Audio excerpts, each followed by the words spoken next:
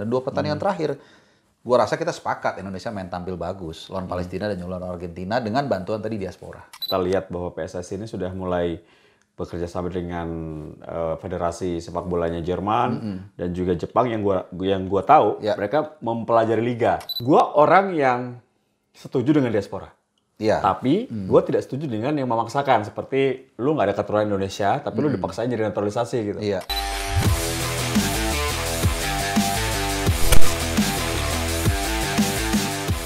Di atas kertas semuanya indah, di atas kertas semuanya sempurna. Meskipun dalam kenyataannya tidak sesuai dengan ekspektasi kita. Tinggal bagaimana kita menyikapinya. Kembali di atas kertas kali ini akan membahas mengenai diaspora di tim nasional Indonesia bersama dengan Bro Harpa.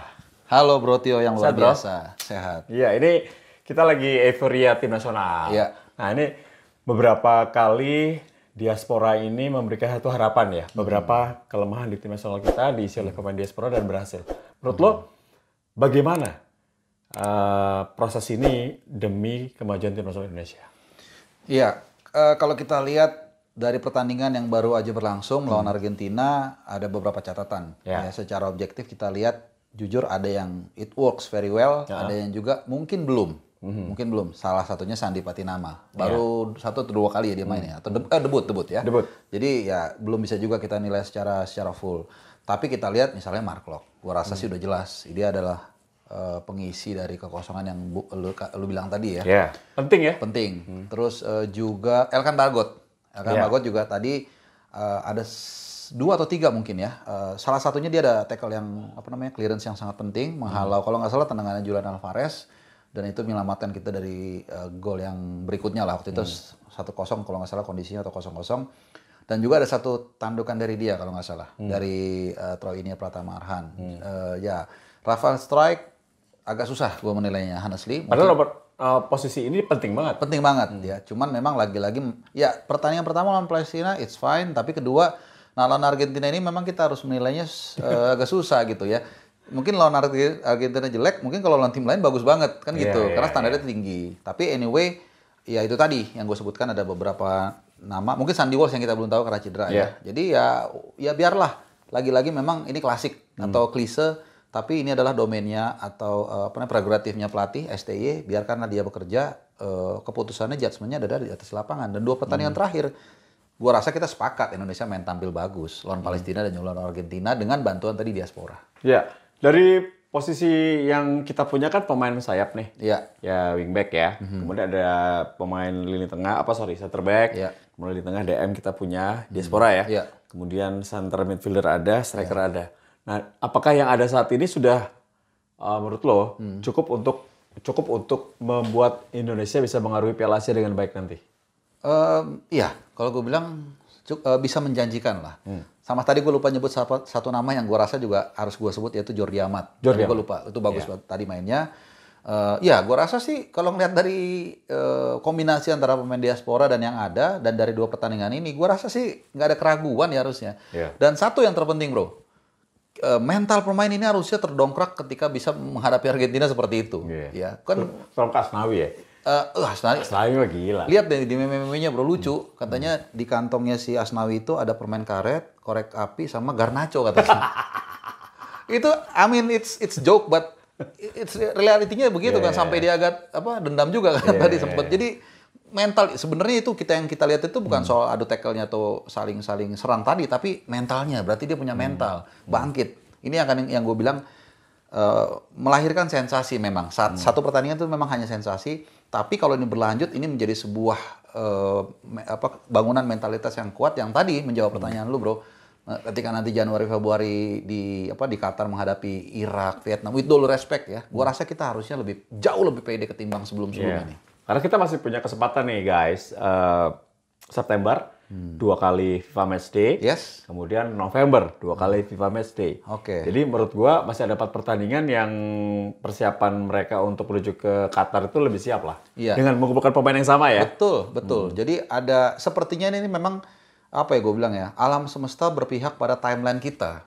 Ya setelah yang kalau kita runut ya dari mulai kita juara SEA Games dan dari situ ada jebolan 4 pemain kurang lebih. Salah satunya Marcelino Ferdinand yang menjadi bukan backbone tapi menyumbang lah, mendistribusikan ke tim nasional senior.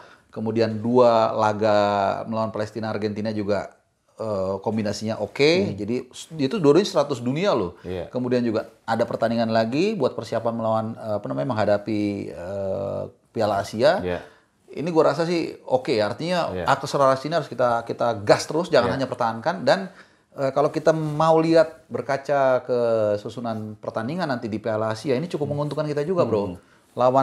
Pokoknya Vietnam sama Irak kita main duluan, terakhir lawan Jepang. Ya amin, bisa lah. Nah, mudah-mudahan Jepang itu udah lolos sehingga mainnya santai. Karena peringkat 3 itu 4 yang diambil terbaik. Jadi dari kalau nggak salah dari 6 grup ya, pokoknya 4 lah peringkat 3 terbaik. Jadi timeline ini enak, kita jangan sampai keputus nih, gas terus gitu. Sebenarnya enaknya gini.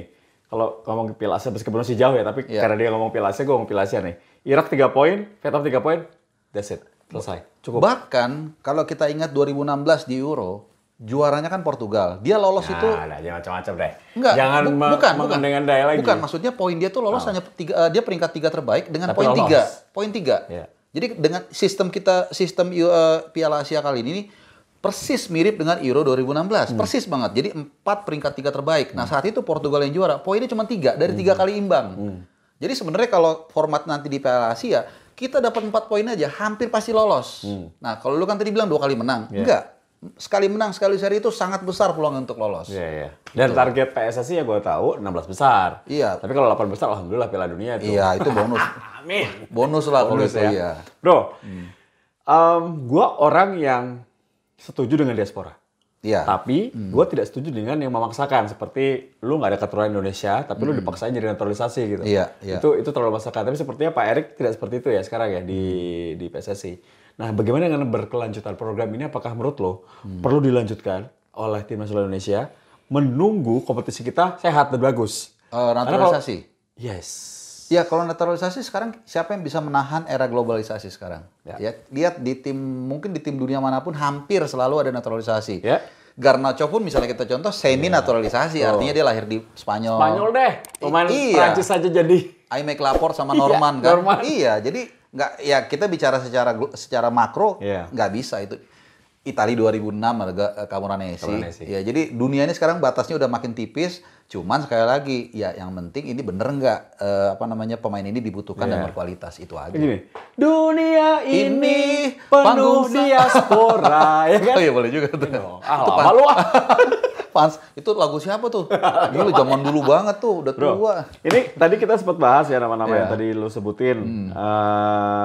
Siapa namanya? Sean Patinama, oke. Elkan Bagot, oke. Jordi Amat. Ivar Jenner gue lupa sebut juga. Ya, terus ada apa namanya? Rafael Strijk ya. Ya, ini perlu di mana lagi nih?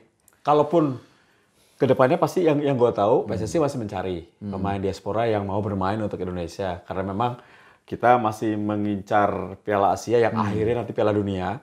Nah, di posisi mana menurut lo? Kalau harus, sebenarnya sih menurut gue udah cukup bagus ya. Cuman kalau satu yang harus dicari adalah striker. Striker ya? Iya lah, harusnya lah. Karena itu kita lihat Rafael kayaknya penyerang sayap ya? Dia kayak lebih sayap deh. Mesti ke samping-samping. Samping-samping kiri, soalnya nalurinya ke kiri. Dari badannya juga kelihatannya sih lebih banyak ya FL lah gitu, forward left.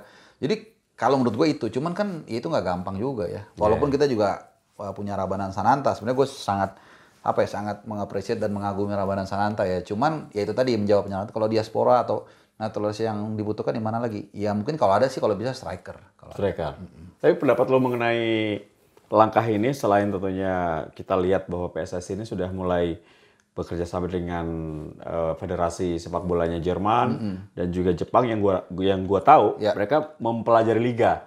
Jadi menyusun jadwal, kemudian wasit juga pembelajaran mengenai penyegaran wasit.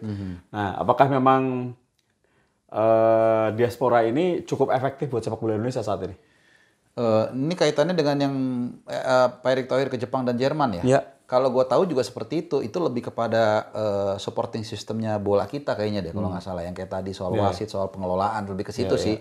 Memang tadi saat kita off juga sempat bicara kan soal ini takutnya ini mengubah silabusnya kita nih. Tapi kayaknya sih mungkin belum, paling enggak. Karena kan kita udah punya rencana jangka pendek nih dengan Sintayong, dengan juga Coach Indra Safri di level usia. Jadi kayaknya kalau dalam jangka pendek mungkin belum ada terpengaruhnya ataupun efeknya dari yang tadi itu. Tapi mungkin untuk jangka panjang. Jadi kan pasti mereka punya rencana jangka pendek, jangka menengah, dan juga jangka panjang. Jadi harusnya sih nggak ada masalah itu. Dan toh kita juga mencari ilmu kan, artinya mencari point of view yang berbeda-beda, nggak ada masalah mungkin. Tapi jangan merusak rencana menengah nih, level ke Piala Asia nanti gitu. Ya setuju nih gue, soalnya tadi udah pembagian pelatih timnas ini udah jalan bagus ya. Keren. Jadi usia 23-nya Indra Safri, seniornya Sintayong, pemain juga bisa diambil dari ini kan. Iya, dan sering banget gue bilang juga, ini adalah kompetisi yang sehat menurut gue. Tadi waktu SEA Games sebelum berangkat, 1 hari sebelum berangkat, gue inget Coach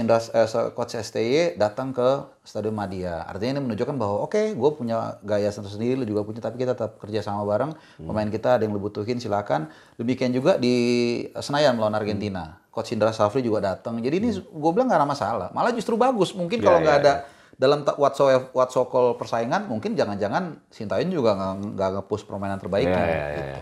Dan lihat dalam pertandingan menghadapi Palestina sama Argentina, dia kayak serius banget ya. Iya. Ini gue nih, ini tim gue nih. Gitu. Iya, jadi nggak masalah kan. Tapi kadang-kadang kita ini agak takut. Aduh, jangan dong kompetisi, nggak apa-apa. Selama itu tidak merusak. Gitu. Tapi to be honest, lu lihat perlu nggak diperpanjang Sintayong untuk jangka waktu lu panjang?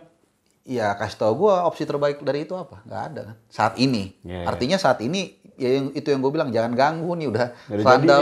Rundown-nya udah oke sampai Piala Asia. Kita never say never setelah itulah. Tapi kalau Piala Asia bisa masuk 16 besar, gue rasa pantas lah. 16 besar pantas lebih pantas diperpanjang karena kita punya target yang lain yang belum pernah kita dapatkan setelah SEA Games. Tentu kita harap AFF. Iya, AFF bisa iya, nggak apa-apa. Kesalahan Dan Piala Asia ini kan Sintayong kan ngelolosin secara apa namanya? Langsung. Kalau 2007 kan kita tuan rumah. Nah, kalau lolos 16 besar ya layak lah dipertahankan lah. Oke, thank you.